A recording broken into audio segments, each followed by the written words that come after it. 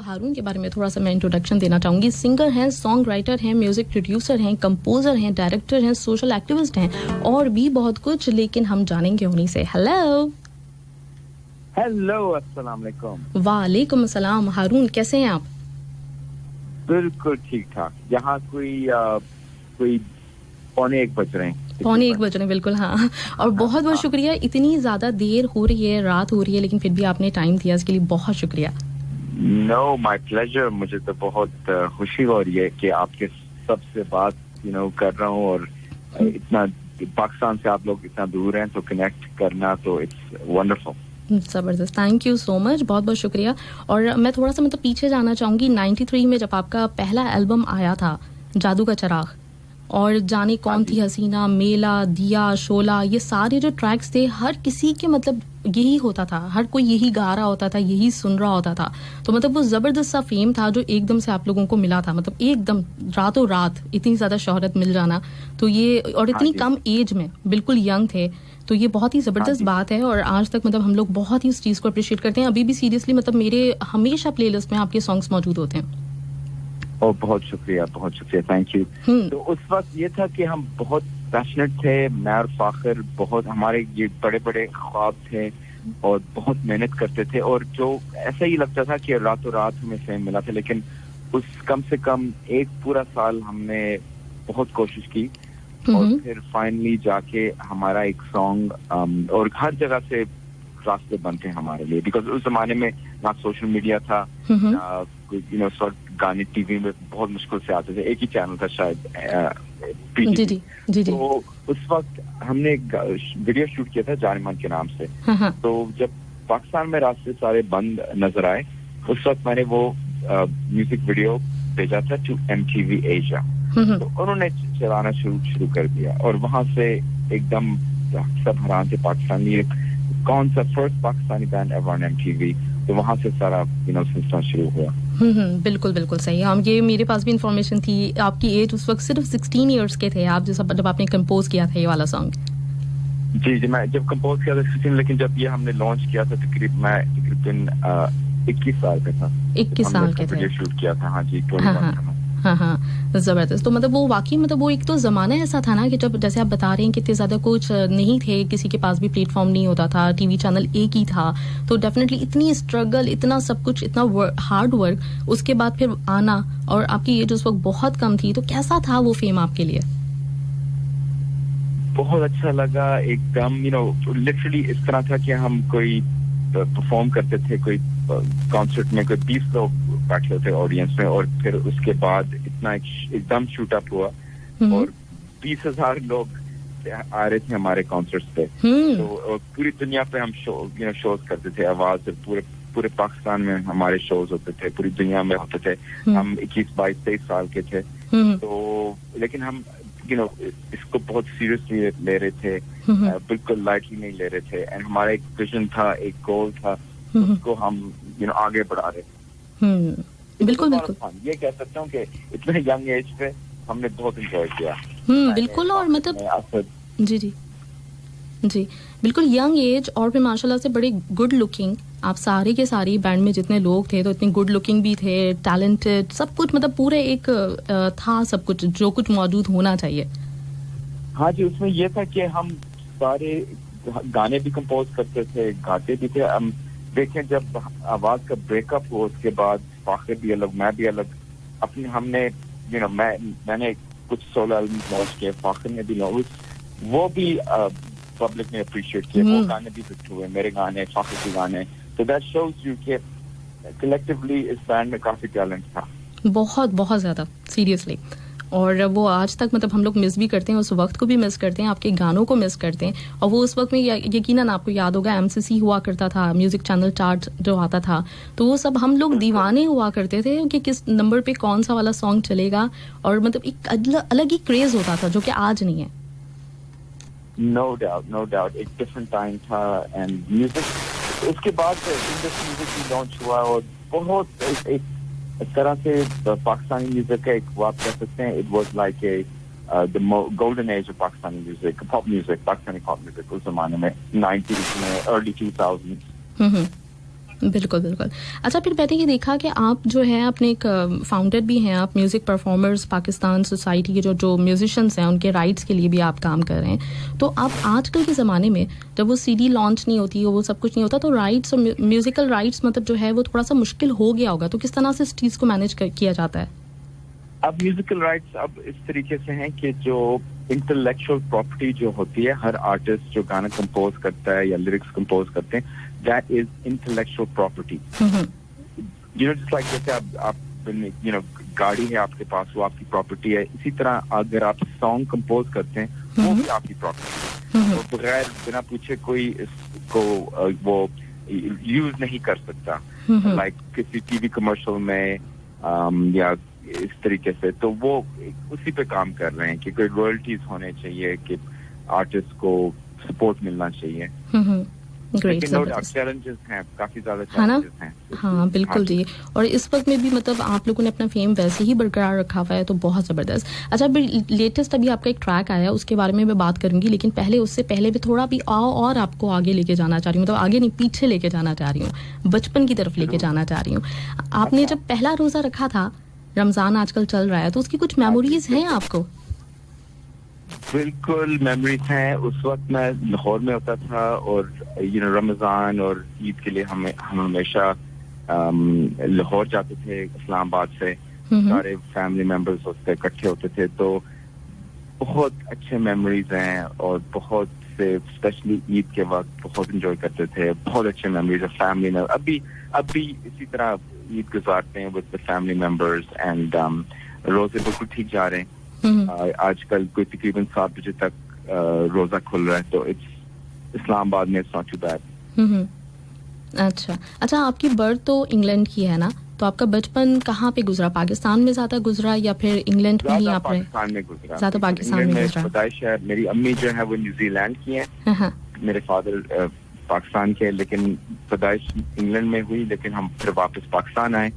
तो ज्यादातर पाकिस्तान में, उसके बाद यूएसए में था कॉलेज के लिए, यूनिवर्सिटी के लिए, लेकिन हमेशा यही था कि वापस पाकिस्तान आना है और यहीं कुछ करना है पाकिस्तान में। अच्छा, तो आप मतलब रोजे आते हैं, रमजान आते हैं, कभी आपने कहीं भी गुजारा होगा, जैसे आपने बताया कि यूएसए में भी रहे, इंग्लैंड में भी रहे, सबसे ज्यादा कहाँ मजा आता है रमजान का? मुझे याद है इंग्लैंड में जब रोजे गुजार, उस वक्त वहाँ एक बार 9:45 बजे रोजा खत्म हुआ, तो वो बहुत ही मुश्किल था। हाँ, वो क्योंकि वहाँ you know it's the sunset very late. हाँ, तो मुझे वो याद है। लेकिन डेफिनेटली एक डिफरेंट फीलिंग है ईद पाकिस्तान में गुजारना और रमजान पाकिस्तान में गुजारना, एक डिफरेंट फीलिंग है। सीरियसली, जब अभी आपने ईद का जिक्र किया तो मुझे वो वक्त याद आ गया। 90s में ईद के फौरन बाद लोगों को इंतजार होता था कि कॉन्सर्ट्स होंगे, तो आप लोगों के कॉन्सर्ट्स होते थे। मेरा ख्याल है ईद के बाद आप लोग कोई महीने 2 महीने बिल्कुल फ्री नहीं होते होंगे, एक दिन भी। बिल्कुल, बहुत से शोज होते थे, लेकिन आज के जमाने में कोविड-19 के जमाने में तो बिल्कुल कॉन्सर्ट्स तो खत्म हो गए मेरे ख्याल में। एटलीस्ट 1 साल तक तो कोई कॉन्सर्ट्स नहीं होने वाले। तो ये फिर आजकल मैं ये कर रहा हूँ कि अपने फैंस के साथ इंस्टाग्राम के थ्रू मैं कनेक्ट कर रहा हूँ और यू नो वहाँ एक सेशंस हो रहे हैं, जैम सेशंस, अपने जो फैंस हैं उनसे भी बात होती है। तो जो म्यूजिक वीडियोस भी ऑनलाइन सोशल मीडिया में लॉन्च हो रहे हैं। तो मैं काफी एक्टिव हूँ इंस्टाग्राम सेशंस में, तो तकरीबन रोजाना I am coming online and my Instagram is Haroon world. अगर कोई बिल्कुल, बल्कि मैं शेयर भी करूंगी अपनी वॉल पे, आरजे माविश खान के नाम से मेरी भी आईडी है। मैं आपको इंशाल्लाह अभी उस पे मैं पूरी डिटेल्स आपकी डालूंगी, इंस्टाग्राम की भी और सारी जगहों की, तो शेयर करूंगी। जितने भी हमारे लिसनर्स हैं सुनने वाले, वो बिल्कुल आपको फॉलो करेंगे। Thank you so much. Thank you. अच्छा, ये वर्चुअल कॉन्सर्ट्स चल रहे हैं इस वक्त, आपने मुझे बताया। एक चीज़ मेरे और जहन में आ रही है कि मतलब हमेशा मैं ये सोच रही होती हूँ, हम लोग जैसे हमारे वक्त के जितने भी लोग हैं जिन्होंने 90s में आपके सॉन्ग सुने हैं, आप जैसे और कितने सारे बैंड से इतने बड़े बड़े नाम थे, अली हैदर, आप, आवाज़, स्ट्रिंग्स और उसके अलावा जुनून, तो ये जो चीज़ है आज वो बहुत मिसिंग है। कभी कभी ये जहन में सवाल भी आता है कि वो वक्त कोई ऐसा था कि उसी वक्त प्रोडक्टिविटी हो रही थी, उसी वक्त क्रिएटिविटी थी, आज वाली चीज़ नहीं है। तो आपको लगता है कि ये जो न्यू जनरेशन है, इनको कुछ सिखाने के लिए आप लोगों को कुछ करना चाहिए या कुछ कर रहे हैं? नहीं, मेरे ख्याल में जो न्यू जनरेशन बहुत ज्यादा टैलेंट है, उनके पास उस किस्म का प्लेटफॉर्म नहीं मिल रहा है जो हमें मिलता था उस वक्त इतने शोज थे, म्यूजिक के शोज, म्यूजिक प्रमोट होता था, जो आजकल में शायद एका दुक्का शोज होते हैं साल में, कोक स्टूडियो हो गया या इस किस्म के 1-2 शोज हो गए, उसके अलावा कोई प्लेटफॉर्म नहीं है. लेकिन अब शुक्र है कि ये सोशल मीडिया में म्यूजिशियंस वहाँ फैन फॉलोइंग बढ़ रही है, और वो एक प्लेटफॉर्म मिल रहा है उसको. बहुत से अच्छे कंपोजर्स हैं, बहुत से अच्छे सिंगर्स हैं, लेकिन बस उनको बस अपॉर्चुनिटी चाहिए. एंड आई थिंक नाउ जो इस वक्त ऐसे कोई 50 मिलियन पाकिस्तानीज आ गए ऑन सोशल मीडिया, तो that is the new way of connecting with fans. लेकिन फिर भी अच्छे लोग हैं जो अच्छे काम कर रहे हैं, जो यूनिक काम कर रहे हैं, उनको तो डेफिनेटली उनको अप्रिशिएट किया जाएगा. लेकिन फिर भी मतलब मुझे वो चीज़ बड़ी मिस होती है. जैसे आपका जादू का चिराग आया था, पहला गाना आया था मैं ना मानू हार और इस तरह के जाने मन, तो वो एकदम से क्लिक कर गए थे. मतलब हर कोई गा रहा होता था, हर कोई वो जैसे वो वाली जो चीज़ है, वो वाली क्रेज अब देखने में नहीं आती. मतलब उस तरह की जो कॉम्पोजिशंस है. एक जमाने में ये था कि हर 2-3 महीने बाद एक ऐसे सुपर हिट गाना आता था, कभी आवाज का, कभी किसी फ्यूजन का, कभी सजाद अली का. एक साल में कोई 10-12 गाने आते थे जो सुपर हिट गाने. तो इस जमाने में इवन अगर आप कोक स्टूडियो लें तो वो चांस नहीं लेते न्यू सॉन्ग्स के ऊपर, वो पुराने सॉन्ग्स लेकर रीमिक्स करते हैं, इससे खेलते हैं कि हम एक चांस ना ले, शायद हिट हो, शायद फ्लॉप हो, तो वो क्यों ना हम एक पुराना हिट लेके रीमिक्स करें. ये एक गलत चीज है. बिल्कुल कुछ पुराने गाने को प्रमोट करना चाहिए, लेकिन आर्टिस्ट और न्यू सॉन्ग्स को भी सामने लेके आने चाहिए. बिल्कुल सही बात है. ये है. अच्छा, इसके साथ ही साथ ये तो सब लोगों को पता है कि हारून बहुत ज़बरदस्त सिंगर हैं और मतलब कंपोज़र हैं, जैसे मैंने बताया म्यूज़िक प्रोड्यूसर भी हैं, सब कुछ. लेकिन ये शायद बहुत कम लोगों को ये बात पता होगी कि आप क्रिएटर और डायरेक्टर भी रहे हैं एनिमेटेड सीरीज जो कि बुर्का एवेंजर के नाम से आती थी. बिल्कुल. हाँ, तो ये कैसे आइडिया आया था? ये इस तरह था कि अर्ली ऑन मेरे करियर में हम बड़े इंटरेस्टिंग म्यूजिक वीडियोस करते थे आवाज के साथ, बड़े बड़े डायरेक्टर्स के साथ मैं काम करता था. तो वहां से मैंने बहुत कुछ सीखा फिल्म मेकिंग के बारे में. मुझे बहुत इंटरेस्ट था म्यूजिक वीडियोस में. अपने फिर हारून के जो सोलो वीडियोस खुद मैं डायरेक्ट करता था. तो उस वक्त मैंने सोचा कि ये जो एक वीडियो 5 मिनट का, this is a mini film. तो मुझे बड़ा इंटरेस्ट कि मुझे एक फिल्म करना चाहिए. तो मैं I was thinking of ideas. उन्हीं दिनों में ये 2011 की बात है. आई वाज रीडिंग के जो गर्ल्स स्कूल्स एक्सट्रीमिस्ट वो बॉम्ब कर रहे थे, बंद कर रहे थे, शट डाउन कर रहे थे गर्ल्स स्कूल्स, ये ट्राइबल एरियाज में, सवात एरियाज में, इसी तरह.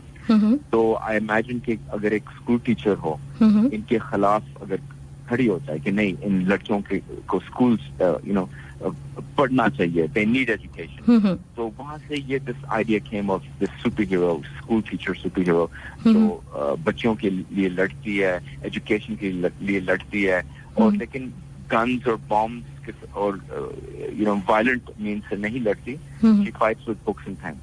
और फिर वो अपने disguise एक पहनती है.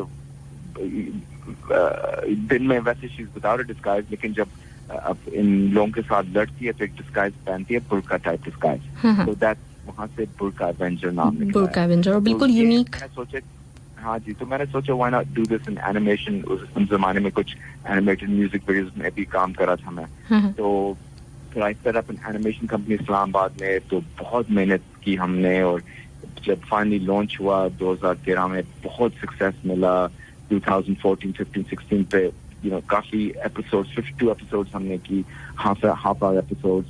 एंड पूरी दुनिया में अवार्ड्स मिले हमें. पीबॉडी अवार्ड मिला, इंटरनेशनल एमी भी मिला हमें, इंटरनेशनल जेंडर इक्विटी प्राइज. पूरे पाकिस्तान में भी काफी अवार्ड्स मिले. तो इट वाज, मुझे बहुत एक सेंस ऑफ प्राइड मिला कि ये 100% पाकिस्तानी मेड चीज है जो पूरी दुनिया में लोग अप्रिशिएट कर रहे हैं. 10 लैंग्वेजेस में ये इसकी डबिंग भी हुई थी, और ये पाकिस्तान में चला, अफगानिस्तान में चला, इंडिया में चला, ये इंडोनेशिया में बहुत हिट हुआ ये शो. अब इसके अलावा मलेशिया वगैरह. इट वाज, अब आजकल ये एक सीक्रेट बात है जो मैं आप लोगों के साथ शेयर करूंगा कि हम बुर्का एवेंजर एनिमेटेड फीचर फिल्म पे काम हमें अब शुरू कर दिया. ग्रेट, जबरदस्त. तो इंशाल्लाह ये बहुत इंटरेस्टिंग और काफी बड़ा प्रोजेक्ट है. जबरदस्त. लेकिन अभी टाइम लगेगा इसको तैयार, 1.5 साल तो लगेगा हमें. हाँ, सही से. लेकिन हम वेट करेंगे क्योंकि बुर्का एवेंजर मतलब मैं तो इस वक्त बच्ची नहीं थी, लेकिन मैंने भी बड़े शौक से देखा है. और उसके साथ ही जो एक और सीरीज थी आपकी कायद से बातें, वो भी बहुत जबरदस्त आइडिया था. Thank you. बिल्कुल. इसमें ये एक दानियाल नूरानी है, उसका क्रिएशन था, लेकिन उसके जो पहले एपिसोड्स थे हमने ही इसका सारा ब्लूप्रिंट बनाया था, प्रोडक्शन किया था, और वो भी एक I am very proud of that as well. Great, जबरदस्त. बिल्कुल हमारे लिए भी एक ये प्राउड की बात है और प्राइडनेस है, फीलिंग ऑफ प्राइडनेस है.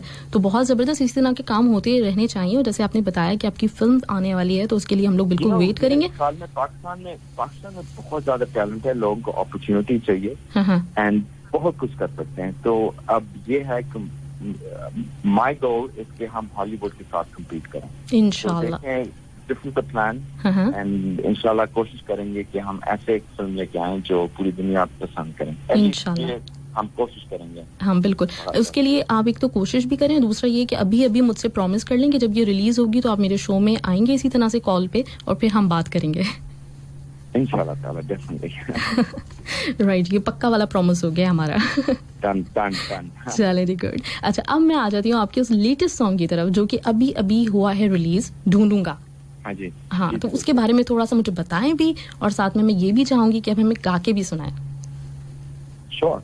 तो ढूंढूंगा ये एक सॉन्ग है जो ओरिजिनली बैलेड था. मैं आपको थोड़ा सा बजा के प्ले करता हूँ. बिल्कुल. हालांकि यहाँ तो कोई एक बजने रात को तो मेरी आवाज थोड़ी सी जहाँ तू चली, चाहे कोई रास्ता हो या हो कोई गली, किसी पर्दे में भी चाहे तुम हो छुपी, मेरे लिए तू ही जिंदगी ढूंढूंगा. मैं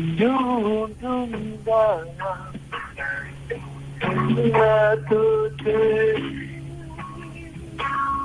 ढूंढूंगा. तो ये सॉन्ग है जबरदस्त. अभी मैं चलाने भी वाली हूँ पूरा, और आपके और भी बहुत सारे गाने मेरे पास लाइन अप हुए हैं जो कि मैं चलाऊंगी, और आप हो सके तो प्लीज सुनिएगा हमारा शो. और आप पक्का वाला प्रॉमिस है कि इंशाल्लाह ताला आइंदा भी जैसे जैसे आपका कोई गाना रिलीज होगा तो हम आपको लेंगे ऑन एयर और फिर सब लिसनर से शेयर करेंगे वो सॉन्ग. बहुत शुक्रिया. थैंक यू सो मच हारून, आपने इतना टाइम दिया हमें. रात का इतना ज्यादा टाइम हो रहा है, 1 बज रहा है, लेकिन सीरियसली. और आखिर में ये अभी जैसे आप गा रहे थे ना, तो उस वक्त मेरे जहन में जो जुमला आ रहा था वो मैं जरूर बोलना चाहूंगी कि आपको अल्लाह ने बहुत खूबसूरत, बहुत मेलोडियस वॉइस दिया है. तो इसी तरह से काम करते रहे. हम आपको सुनना चाहते हैं हमेशा. ठीक है. Thank you so much. बहुत शुक्रिया. उसको मेरी तरफ से सलाम. Thank you so much. Thank you Haroon. Okay, take care. Bye bye. Right जी, हारून हमारे साथ थे. हारून से हमने खूब सारी बातें की, और इनकी ये लेटेस्ट इस वक्त जो ट्रैक रिलीज हुआ है ढूंढूंगा, ये आप लोग सुनिए, एंजॉय कीजिए. वापस आते हैं खूब सारी बातों के साथ. वहीं जहां तू चली, चाहे कोई रास्ता हो या हो कोई गली, किसी पर्दे में भी चाहे तू हो छुपी,